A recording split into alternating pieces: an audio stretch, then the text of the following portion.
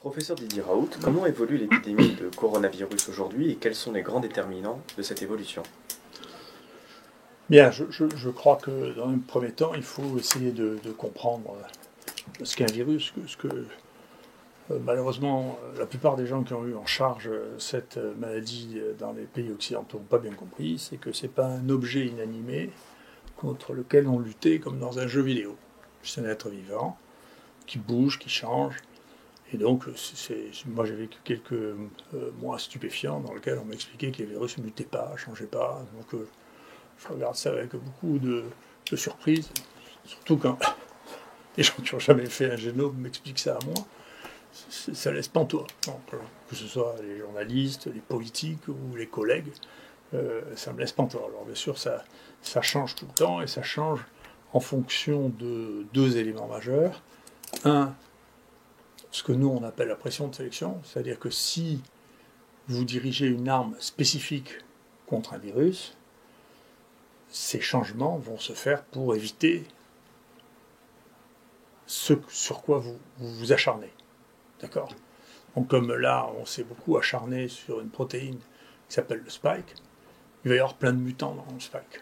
Puisque ces virus se défendent comme ça, c'est ce qu'on appelle la théorie de la reine rouge, c'est-à-dire que, eh bien, il y a une compétition sans arrêt entre les vivants, et les vivants qui survivent sont ceux qui ont trouvé le moyen de continuer à se développer malgré les armes qu'on utilisait contre eux.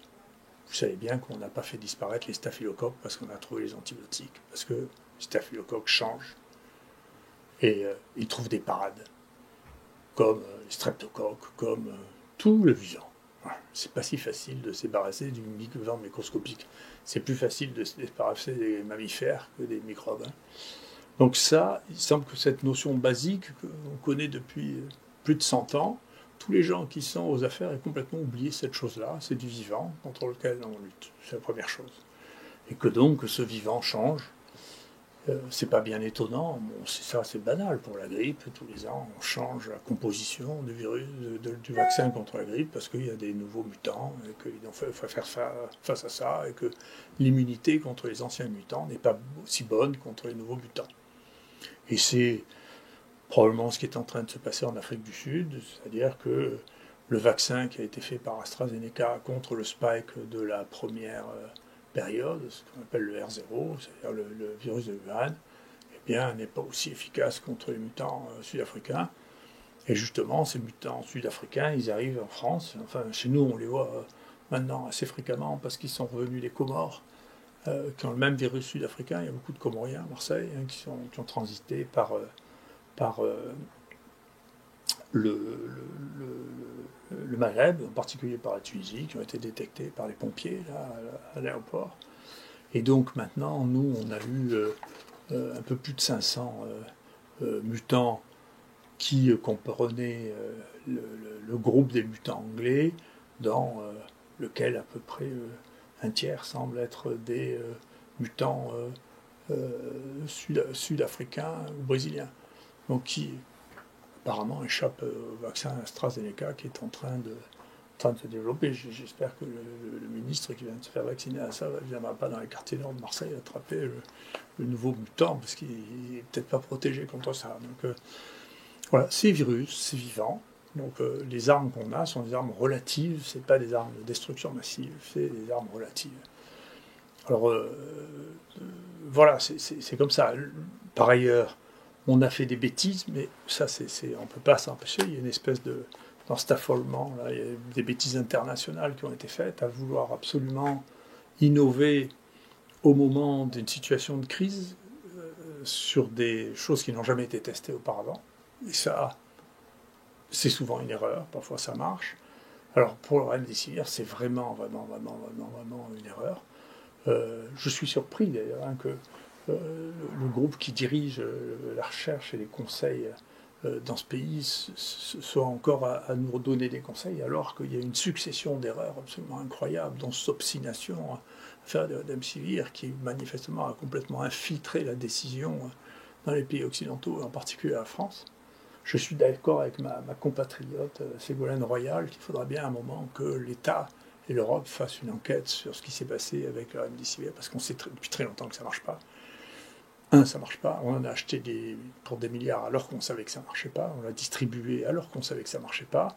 Et non seulement ça marche pas, mais en plus ça, bien sûr, il y a des complications au moins liées aux perfusions. Et en plus, c'est un médicament qui entraîne des surmutations chez les patients qui en reçoivent et qui sont porteurs du virus pendant un certain temps. Donc, si vous voulez avoir des mutants, il faut avoir le virus qui se développe très très rapidement, ce qui a probablement été le cas dans les épidémies de vison. 2, une pression de sélection, c'est-à-dire si vous mettez des anticorps ou de la vaccination spécifiquement sur une seule protéine, vous aurez des mutations dans cette protéine, c'est ce qui se passe à peu près tout le temps.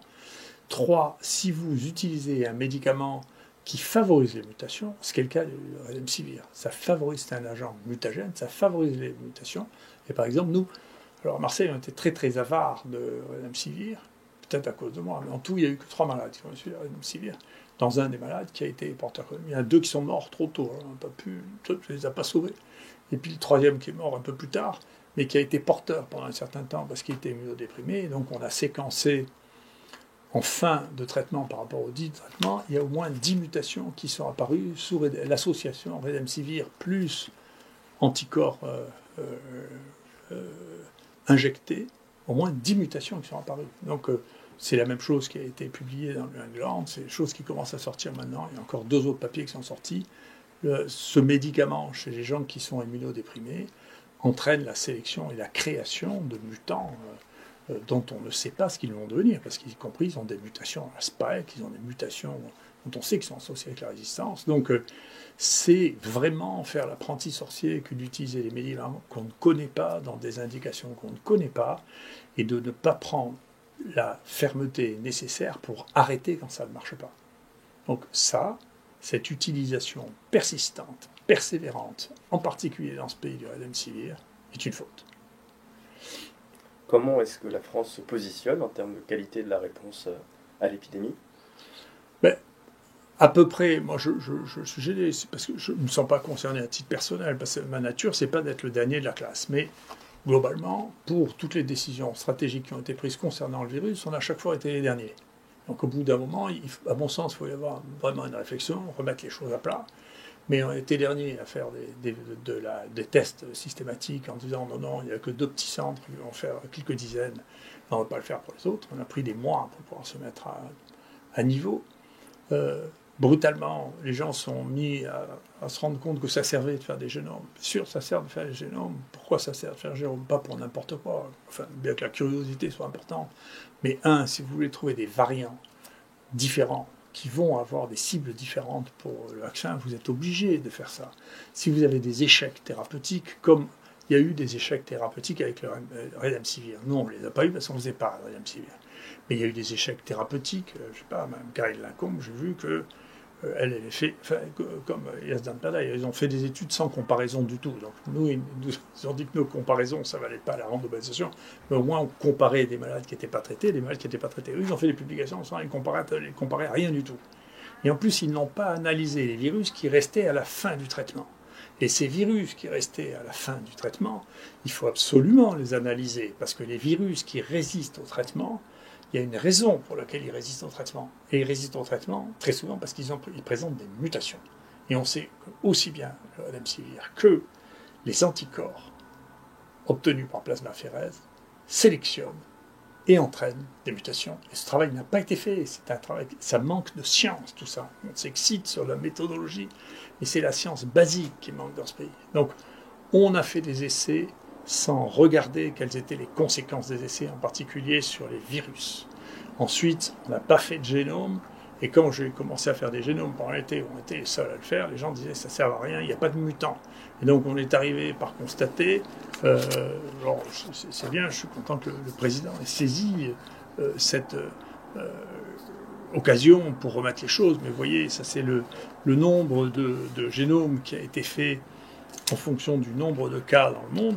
Donc vous voyez que ça c'est l'Europe, dans laquelle il y a une dispersion qui est quand même assez spectaculaire. D'accord ? Nous, on n'a pas honte, hein, on fait partie des gens qui ont fait le plus de génomes par mort du monde. On fait partie des 3 ou 4 premiers. Mais la France, sans nous, elle est placée là. Et si vous voyez où est la moyenne de l'Afrique, vous voyez que la moyenne de l'Afrique est au-dessus de la France. Donc, il y a un problème. Hein. Et le problème, c'est pas nous. Hein. Il y a un problème. Hein. Il y a eu un problème de retard de test.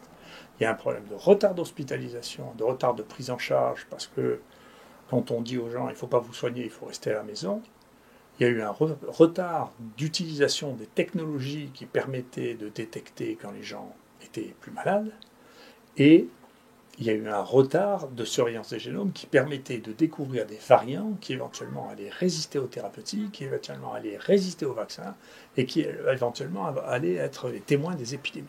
D'accord ? Alors donc nous, on a continué à faire ce travail, vous voyez, et donc le travail, pour l'instant, nous, on n'est pas particulièrement affolés par ce qui se passe avec les mutants anglais. Vous voyez, les mutants anglais, c'est ce qu'on a mis en rouge maintenant qu'on a séparé entre les mutants anglais et les mutants sud-africains. Donc ça représente 25-30% de l'infection qu'on a avant. Celui-là, c'est celui qu'on appelle le 4, qui continue à être le plus important depuis août, et qui est celui qui donne l'épidémie la plus longue, la plus consistante.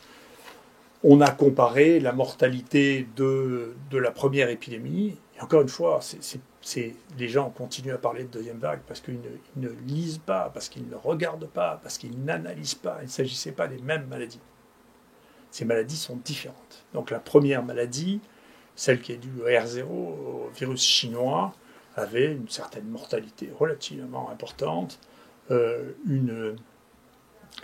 donnait beaucoup d'anosmie, un taux d'hospitalisation qui n'était pas négligeable et pas du tout de cas chez les enfants. D'accord ? Et puis, on n'a plus rien. On a eu, nous, un mutant qui ne s'est pas diffusé hors de France, mais qui est un mutant qui était très fréquent en Afrique, très bénin, beaucoup d'anosmie, très peu contagieux, s'est arrêté tout seul, sans qu'on sache pourquoi. Ensuite, on a eu le 4. Le 4 a une sévérité un peu moindre que le R0, mais une épidémiologie complètement différente, puisqu'il s'étale maintenant depuis 5 mois, alors que le premier a duré 1 mois et demi, avec une courbe en cloche. Il n'y a pas du tout une courbe en cloche, et il s'étale dans le temps, c'est pas du tout quand il va s'arrêter. Un tableau clinique qui ressemblait au R0, mais pas au 1. Et puis maintenant, l'anglais et le sud-africain, pour lequel on a maintenant à peu près 300 cas chez qui on a analysé les données cliniques, pour lequel on montre que c'est un peu... La sévérité, pour l'instant, est de même nature. La contagiosité ne nous paraît pas plus grande. On n'a pas une extension très significative du nombre de cas par rapport au 4, qui reste notre virus dominant. Et cliniquement, c'est différent. Il y a moins d'anosmie et d'agueusie et plus de tout. D'accord ? C'est des maladies différentes, avec des épidémiologies différentes, mais si vous ne regardez pas, et si vous jouez dans des jeux vidéo, vous dites « Ah, Covid-19 », et puis c'est une entité unique qui donne la même maladie, avec les mêmes risques, c'est pas la peine de faire le génome, c'est comme ça. Et donc, encore une fois, les opinions sur les plateaux télé, ça ne remplace pas la science. Hein. La science, c'est du travail, c'est de la connaissance. Nous, des tests, on en a fait 500 000 maintenant. On a traité ici en ambulatoire 11 000 malades, on va voir, c'est la plus grande série mondiale. On a traité en hospitalisation 2500 malades, là aussi, c'est une des plus grandes séries mondiales. Vous verrez les résultats, on a les résultats de mortalité parmi les plus bas du monde pour ce qui est de la prise en charge. Nous, on n'est pas dernier de la classe. Mais globalement, si on regarde sur toutes les données, alors l'Europe, globalement, a mal géré le problème. C'est comme ça, en particulier parce que l'Europe croit trop à la magie, elle croit trop qu'on va trouver à chaque fois une solution technique, scientifique, nouvelle à un problème de prise en charge médicale. Or, la prise en charge médicale, c'est essentiel. Il n'y aura pas de baguette magique. Il n'y en a pas eu depuis bien longtemps. C'est pareil, on verra bien ce que donnera le vaccin. Le vaccin peut aider. Il peut permettre de diminuer le nombre de cas, en particulier quand les virus qui circulent sont ceux qui sont ciblés par le vaccin, mais ça ne va pas arrêter les choses du jour au lendemain. Donc il va falloir revenir sur Terre et prendre les gens en charge. Quels sont les grands risques auxquels il faut être prêt à faire face aujourd'hui ? Alors moi je trouve, alors c'est pour vous donner une note d'optimisme, vous voyez, parce que j'ai une nature optimiste parce que les chiffres m'intéressent dans les deux sens. Globalement, quand on voit, si vous voulez, la manière absolument étonnante dont a été gérée cette crise, avec le nombre d'erreurs qui ont pu être faites, qui est absolument invraisemblable, et qu'on voit le bilan des comptes, on se rend compte que ce n'est pas une maladie très grave. Voilà. En pratique, si vous voulez, quand même, tu regardes jusqu'à 65 ans, il y a eu moins de morts en 2020 qu'en 2019. Ça, c'est des vrais chiffres. Parce que les chiffres, quand ils vous disent « Ah, mais tant de gens qui sont morts du Covid, nous, je sais bien, des gens qui sont morts du Covid chez nous, il y avait quelqu'un qui est toxicomane, qui a fait une fausse route, il y a quelqu'un qui est mort d'une appendicite, il y a quelqu'un qui est mort d'une rupture d'anévrisme, et qui avait du Covid dans la gorge. » Mais le Covid dans la gorge, nous, quand on testait les asymptomatiques, à ce moment-là, il y en avait entre 6 et 8%. Donc la relation de cause à effet avec le fait d'avoir un Covid et le fait de mourir à l'hôpital, il faut l'établir. Il faut qu'ils meurent de quelque chose qui a à voir avec le Covid. Parce qu'il y a des tas de gens qui sont morts de n'importe quoi et qui n'avaient pas le Covid. Comme en plus de ça, on est passé d'une restriction absolue du nombre de tests à une génération du nombre de tests qui ont été faits dans la panique, comme d'habitude. C'est-à-dire, on n'a pas évalué les tests. On fait des tests de PCR qui sont faux, qui rendent des faux positifs. Il y a des gens qui rendent à 44 alors qu'on sait qu'après 35, ça ne veut rien dire. Nous, les tests qu'on a réévalués, il y en a 20 à 40% qui étaient faux. Les tests qui sont recommandés sur le marché, ils n'ont été testés par personne. Nous, les tests sur la salive, on s'est rendu compte qu'il y avait 30% de faux négatifs. Donc, les tests qui ont été faits, on ne sait pas ce qu'ils veulent dire. Les déclarations qui sont faites de mort de Covid, on ne sait pas ce que ça veut dire, parce que la causalité, c'est-à-dire le lien entre le fait qu'il y ait un test qui est plus ou moins réaliste avec le fait que quelqu'un meurt, c'est quelque chose. Mais en revanche, il y a une donnée sur laquelle on peut travailler, c'est les données sur lesquelles on travaille depuis des années, c'est la surmortalité par rapport aux années précédentes. Donc cette surmortalité, si on ne fait pas du catastrophisme, comme la presse adore le faire, et qu'on la tempère par l'âge, c'est-à-dire en pourcentage de gens morts dans une tranche d'âge, ce que l'on constate, c'est qu'il y a surtout une augmentation des morts chez les gens de plus de 75 ans. Et donc, il faut s'occuper des gens, il faut les prendre en charge le plus tôt possible, parce que quand on les prend en charge le plus tôt possible, ils ne meurent pas, on les soigne. Et les sujets âgés, il faut avoir une véritable politique sur les sujets âgés. Il est temps de tester, comme nous on l'a fait, comme on n'a plus le droit de le faire, les thérapeutiques chez les gens en EHPAD. Parce que là, il y a 28% de morts. D'accord ? Mais tout bien considéré, et en dépit du fait que, honnêtement, la gestion aurait été pu être plus fonctionnelle, la perte d'espérance de vie, nous, dans tout le CHU de Marseille, pas que l'IHU, des gens qui sont morts, c'est 3 ans. D'accord ? Donc, pour revenir sur les trottinettes, parce que je sais que ça excite beaucoup les gens que je parle de trottinette, si vous avez un accident de trottinette à 20 ans, vous perdez 60 ans d'espérance de vie. C'est-à-dire 20 morts en Covid. D'accord ? Donc, bien sûr que c'est une maladie importante dont il faut s'occuper, mais en même temps, il faut remettre les choses en perspective. Ce n'est pas la fin du monde qui est en train d'arriver. Donc il ne faut pas ruiner le pays, rendre les gens fous, parce qu'il y a une surmortalité chez les gens de plus de 75 ans. Il faut s'en occuper pragmatiquement, sans affolement, et voilà, vivre avec le fait qu'on est sur quelque chose, vous n'avez pas le contrôler demain, peut-être que ça va s'arrêter du jour au lendemain, on ne sait rien du tout, personne ne peut prédire rien du tout. Voilà. Et donc il faut revenir à des règles de fonctionnement simples, sans affolement, et si possible, sans croyance extrême dans la magie médicale ou la magie scientifique. La science, c'est quelque chose qui va lentement, on fait le point au fur et à mesure. D'ailleurs, c'est la raison pour laquelle j'ai fait avec Yanis le verbatim, mot pour mot, de tout ce que je dis depuis un an, de manière à ce qu'on évite que les journalistes ou les collègues me fassent dire des choses que je n'ai jamais dites, ou coupe avant ou coupe après, pour faire croire que je dis des bêtises. Je ne dis pas de bêtises parce que je ne crois pas, je ne vis pas dans le monde journalistique au jour le jour. Je fais de la science avec des domaines dans lesquels la clarté est parfois apparue 10 à 15 ans après qu'on ait commencé à travailler sur un sujet. Donc on n'est pas pressé. Moi, ce qui m'intéresse, c'est que ce que j'ai dit soit digne 1 an ou 2 ans après. Vous voyez que j'ai peur de rien. Tout ce que j'ai dit, je le maintiens. Et même les trottinettes qui font tellement rire, vous voyez que j'ai pas peur de parler de trottinettes. Parce que quand vous mourrez en trottinette, c'est 60 ans d'espérance de vie que vous perdez. Et donc, quand vous mourrez, nous, la moyenne des morts, nous, à l'IHU, est de 81 ans. Donc, c'est pas trottinette. Hein. Donc, c'est mieux de faire ça que de recevoir les accidents de moto. Je peux vous dire, regardez le nombre d'années perdues de vie à Marseille par les accidents de moto, c'est pas la même nature. Hein. Alors, donc, remettons les choses en perspective, d'accord? C'est vrai que c'est un révélateur terrible, mais j'avais écrit dans un de mes livres, déjà quand il y a des fausses crises où il n'y a rien du tout, comme l'histoire du Botolim, il n'y avait rien du tout, rien. De l'intox par la CIA, rien. Avec rien du tout, on avait réussi à affoler le pays, changer les lois, terrifier les gens, d'accord? Et à la fin, il y a un appel d'offres où c'est les mêmes qui se sont servis que ceux qui se servent maintenant. Tiens, un bout pour l'INRA, un bout pour l'Institut Pasteur, un bout pour l'INSERM. Pour rien, d'accord? Mais là, maintenant où il y a un petit quelque chose, alors effectivement, ça montre que le pays est absolument incapable parce qu'il n'a pas les nerfs de répondre à une situation comme celui-là. D'accord? Il n'a pas les nerfs, il n'a pas l'organisation, il n'a pas de suite dans les idées. Donc c'est une démocratie volatile dans laquelle l'architecture n'est plus capable de répondre à ces situations. Et par ailleurs, ça rentre dans quelque chose qui est la faute, notre faute à nous humains. C'est que les journalistes ne font que nourrir nos vices. Vous êtes excités par la peur. Donc les pires des blockbusters, c'est les films d'horreur et les films catastrophes. Vous aimez ça. Et les journalistes vous servent exactement ce que vous aimez. Et si vous voulez que les journalistes arrêtent de raconter des bêtises, vous n'avez qu'à débrancher la... السلام عليكم.